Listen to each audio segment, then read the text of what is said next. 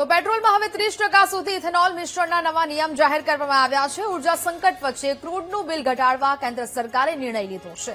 પેટ્રોલમાં 30% સુધી ઇથેનોલ મિશ્રણની મંજૂરી અપાઈ. હવે ટૂંક સમયમાં જ વાહન 70% પેટ્રોલ પર ચાલશે. અત્યાર સુધી પેટ્રોલમાં 20% ઇથેનોલનું મિશ્રણ કરવામાં આવતું હતું. હવે અન્ય દેશો પર ક્રૂડ ઓઇલની નિર્ભરતા, આયાત અને પ્રદૂષણમાં પણ ઘટાડો થઈ શકશે.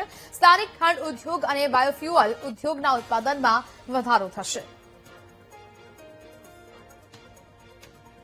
તો હવે ટૂંક સમયમાં જ વાહન 70% પેટ્રોલ પર ચાલશે અને હવે તેના નવા નિયમો છે તે જાહેર કરવામાં આવ્યા છે. અત્યાર સુધી 20% ઇથેનોલનું મિશ્રણ કરવામાં આવતું હતું, પરંતુ હવે આ મિશ્રણ 30% સુધી કરવામાં આવશે. સ્થાનિક ખાંડ ઉદ્યોગ અને બાયોફ્યુઅલ ઉદ્યોગના ઉત્પાદનમાં નોંધપાત્ર વધારો જોવા મળશે. હવે અન્ય દેશો પરની નિર્ભરતા છે તે ઘટશે.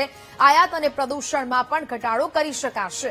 ઉર્જા સંકટ વચ્ચે ક્રૂડનું બિલ ઘટાડવા માટે કેન્દ્ર સરકાર દ્વારા આ મહત્વપૂર્ણ નિર્ણય લેવામાં આવ્યો છે અને હવે પેટ્રોલમાં 30% સુધી ઇથેનોલ મિશ્રણની મંજૂરી અપાઈ છે.